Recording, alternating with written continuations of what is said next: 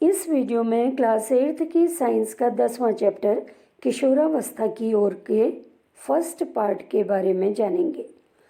अब किशोरावस्था और यौनारंभ क्या है, तो देखिए, किशोरावस्था जीवन का एक अजीब सा दौर है जब व्यक्ति न तो बच्चा होता है और न ही वयस्क। जीवन की इस अवधि में शरीर में बहुत से परिवर्तन होते हैं जिससे जनन परिपक्वता आती है। ये अवधि किशोरावस्था कहलाती है। किशोरावस्था 11 वर्ष की आयु के आसपास शुरू होती है और 18 या 19 वर्ष की आयु तक रहती है। अब क्योंकि यह अवधि 13 से 18 या 19 वर्ष को कवर करती है, इसलिए किशोरों को टीनेजर्स भी कहा जाता है। लड़कियों में किशोरावस्था लड़कों की तुलना में 1 या 2 साल पहले शुरू हो जाती है। साथ ही किशोरावस्था की जो अवधि है वो एक व्यक्ति से दूसरे व्यक्ति में अलग हो सकती है। तो इस तरह से हम कह सकते हैं किशोरावस्था शरीर के परिवर्तन का दौर है। अब किशोरावस्था में लड़कों में होने वाले परिवर्तन क्या हैं, देखिए। सबसे पहला तो यही है, लंबाई बढ़ जाती है क्योंकि अस्थियों की लंबाई में वृद्धि होती है। चेहरे पे बाल आ जाते हैं, खास तौर से मूछें आ जाती हैं, कंधे चौड़े हो जाते हैं, शारीरिक पेशियां या मसल्स जो हैं ये सुस्पष्ट दिखाई देती हैं। स्वर यंत्र या लैरिंग्स में अपेक्षाकृत अधिक वृद्धि होती है। स्वर यंत्र गले के सामने उभार के रूप में स्पष्ट दिखाई देने लगता है। आवाज़ भारी हो जाती है। श्वेत ग्रंथियां की सक्रियता के कारण त्वचा तैलीय हो जाती है जिससे मुहासे हो जाते हैं। जनन अंग विकसित हो जाते हैं तथा शुक्राणुओं या स्पर्म का निर्माण शुरू कर देते हैं। चेहरे में और शरीर के अन्य भागों में बाल आ जाते हैं। तो इस तरह से ये परिवर्तन किशोरावस्था में लड़कों में होने वाले परिवर्तन है, जिसमें मुख्य रूप से इस उम्र में क्या होता है, लंबाई अचानक बढ़ जाती है, शरीर में बाल आने लगते हैं, कंधे चौड़े हो जाते हैं। अब आपने बहुत से लड़कों के गले के पास देखा होगा, एक उभार जैसा दिखाई देता है। ये उभार क्या है, स्वर यंत्र, और इसे एडम्स एप्पल भी कहा जाता है। तो ये जो स्वर यंत्र है, किसी में बहुत ज़्यादा उभरा हुआ ये दिखाई देता है स्पष्ट रूप से। ये एक तरह से हम कह सकते हैं किशोरावस्था का लक्षण है लड़कों में। ये लक्षण जो है ये लड़कों में ही दिखाई देता है। इसे एडम्स एप्पल या स्वर यंत्र कहा जाता है। तो स्वर यंत्र के कारण आपने देखा होगा लड़कों की आवाज़ भारी हो जाती है। किशोरावस्था में लड़कियों में कुछ परिवर्तन होते हैं। इनमें क्या होता है, देखिए, इनमें भी लंबाई में वृद्धि होती है क्योंकि अस्थियों में वृद्धि होती है। कमर से नीचे का हिस्सा चौड़ा होने लगता है। लड़कियों की आवाज़ आपने देखा होगा पतली हो जाती है। अंडाशय के आकार में वृद्धि हो जाती है तथा अंडाणु का निर्मोचन होने लगता है। स्तनों का विकास होने लगता है। श्रोणि का निचला आधा भाग चौड़ा हो जाता है। फैट या वसा जो है ये कूल्हे, जांघों और ऊपरी जो बाहें होती हैं यहाँ पे इसका जमाव हो जाता है, फैट का या वसा का। माहवारी या ऋतुस्राव शुरू हो जाता है। शरीर में कुछ जगहों पर बाल आने लगते हैं। श्वेत ग्रंथियां सक्रिय होती हैं जिसके कारण त्वचा तैलीय हो जाती है और मुहासे होने लगते हैं। तो ये किशोरावस्था में लड़कियों में होने वाले परिवर्तन हैं। आपने देखा होगा इस अवधि में क्या होता है, लंबाई तेजी से बढ़ती है क्योंकि अस्थियों में वृद्धि होती है। शुरुआत में क्या होता है, लड़कियां लड़कों की तुलना में तेजी से बढ़ती हैं, लेकिन लगभग 18 साल की उम्र तक दोनों अपनी अधिकतम ऊंचाई तक पहुंच जाते हैं। ऊंचाई में वृद्धि की दर अलग अलग व्यक्तियों में अलग अलग होती है। कुछ युवावस्था में अचानक बढ़ जाते हैं और फिर उनका बढ़ना कम हो जाता है या धीमा हो जाता है, जबकि अन्य लोग धीरे धीरे बढ़ते हैं। किशोरावस्था के दौरान सबसे जो विशिष्ट परिवर्तन है, लंबाई में अचानक से होने वाली वृद्धि है। इस समय लंबी हड्डियां जो हैं, ये लंबी हो जाती हैं हड्डियां, जिसके कारण लंबाई बढ़ती है। शरीर के सभी अंग एक समान गति से नहीं बढ़ते हैं। कभी कभी किशोरों के हाथ और पैर तेजी से बढ़ते हैं बाकी शरीर के अनुपात में। फिर क्या होता है, उसके बाद धीरे धीरे शरीर के अन्य भाग भी उसी के अनुपात में बढ़ते हैं। तो इस तरह से जो किशोरावस्था में लंबाई का बढ़ना है, ये अलग अलग व्यक्तियों में अलग अलग तरह से होता है। किसी में तेज़ी से बढ़ती है और किसी में धीरे धीरे लंबाई बढ़ती है। आपने देखा होगा, जब परिवार के किसी सदस्य की कोई सदस्य अगर लंबे हैं तो अन्य सदस्य भी लंबे होते हैं। इसका कारण क्या है? क्योंकि ऊंचाई माता पिता से विरासत में या हेरिडिटी में मिलती है। और ये किस पर निर्भर करती है? जीन पर निर्भर करती है। हालांकि इस दौरान या इस अवधि में अगर अच्छा भोजन मिलता है तो उससे क्या होता है, हड्डियों को, मांसपेशियों को या शरीर के अन्य हिस्सों को पर्याप्त पोषण मिल जाता है।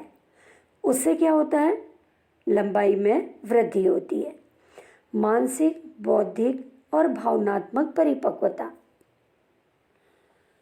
इस अवधि में व्यक्ति के सोचने के तरीके में बदलाव आ जाता है। किशोर पहले की तुलना में अधिक स्वतंत्र और जागरूक हो जाते हैं।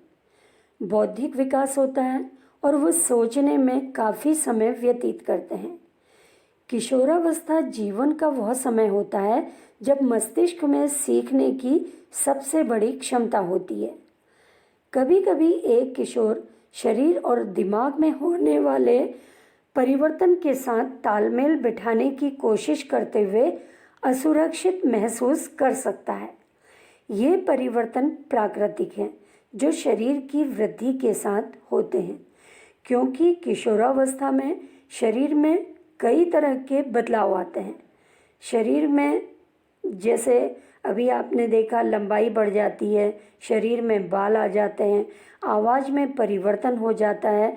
तो इससे क्या होता है, बहुत से जो किशोर हैं उनको इन सब बातों के बारे में पता नहीं होता, इसलिए वो इस किशोरावस्था में असुरक्षित महसूस करने लगते हैं, जबकि ये सब प्राकृतिक लक्षण है।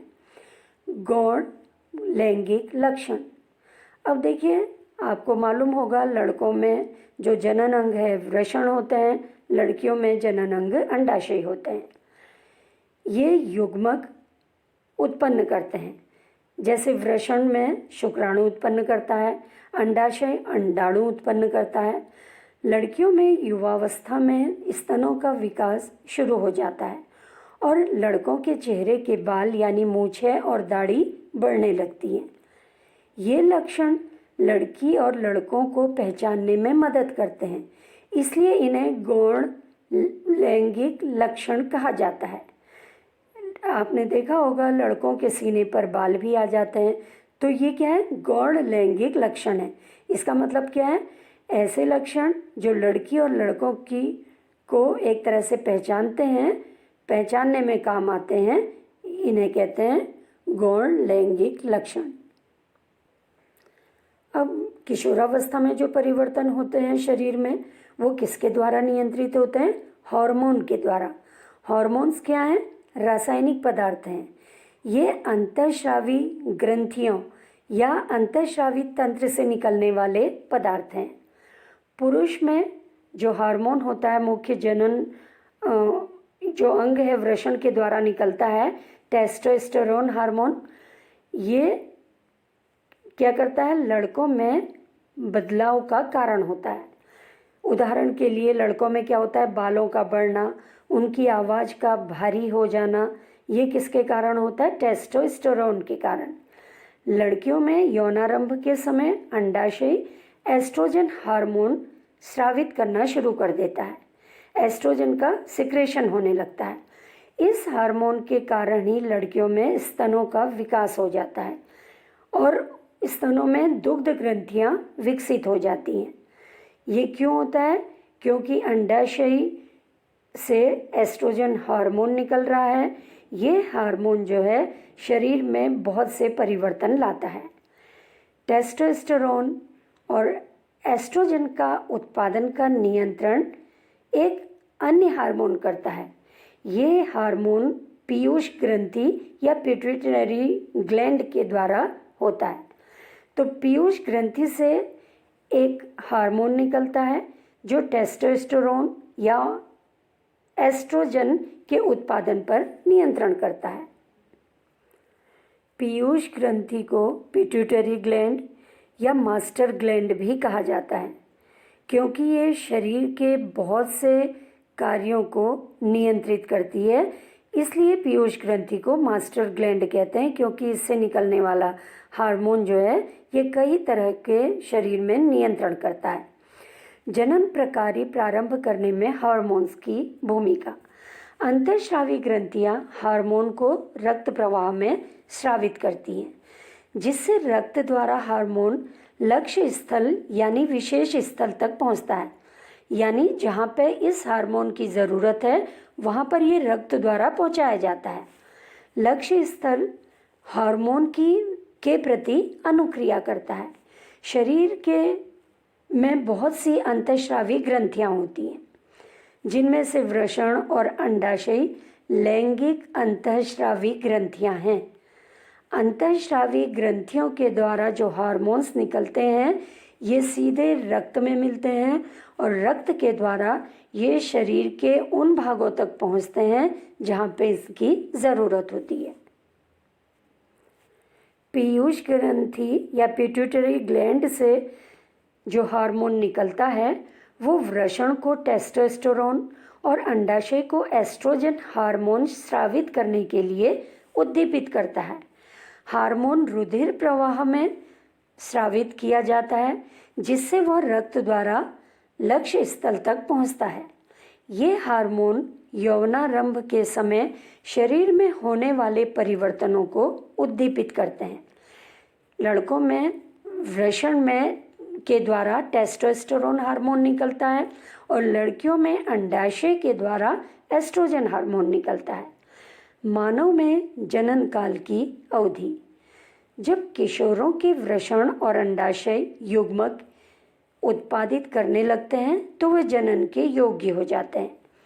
युग्मक के परिपक्वता एवं उत्पादन की क्षमता पुरुषों में महिलाओं की अपेक्षा अधिक अवधि तक होती है। स्त्रियों में जननावस्था का प्रारंभ यौनारंभ यानी 10 से 12 वर्ष से हो जाता है, जो सामान्यतया 45 से 50 वर्ष तक चलता है। यानी स्त्रियों में जनन काल की अवधि 10 से 12 वर्ष से शुरू होकर कब तक चलती है? 45 से 50 वर्ष तक चलती है। फिर है ऋतुस्राव अथवा रजोधर्म। यौनारंभ में अंडाणु परिपक्व होने लगते हैं। अंडाशय में एक अंडाणु परिपक्व होता है जो 28 से 30 दिन के अंतराल में किसी अंडाशय द्वारा निर्मोचित होता है। इस अवधि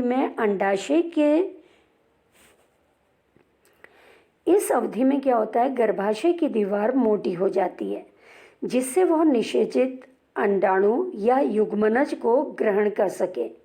इसके फलस्वरूप गर्भधारण होता है। यदि अंडाणु निषेचित नहीं होता या युग्मनज नहीं बनता तो उस स्थिति में अंडाणु तथा गर्भाशय की मोटी दीवार रुधिर वाहिकाओं सहित निस्तारित हो जाती है, जिससे स्त्रियों में रक्तस्राव होता है, जिसे ऋतुस्राव या रजोधर्म कहते हैं। पहला ऋतुस्राव यौनारंभ के समय होता है, जिसे रजोदर्शन कहते हैं। 45 से 50 वर्ष की अवधि में रक्तस्राव बंद हो जाता है, इसे रजोनिवृत्ति कहते हैं।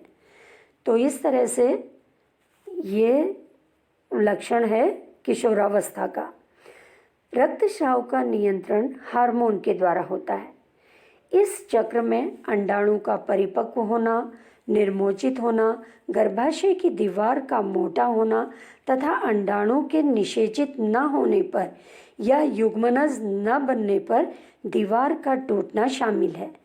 लेकिन जब अंडाणु का निषेचन हो जाता है या युग्मनज बन जाता है, युग्मनज यानी जाइगोट बन जाता है, तो वह बार बार विभाजित होकर विकास के लिए गर्भाशय में स्थित हो जाता है और वहीं पर से गर्भाशय में क्या होता है, उसे पोषण प्राप्त होता है।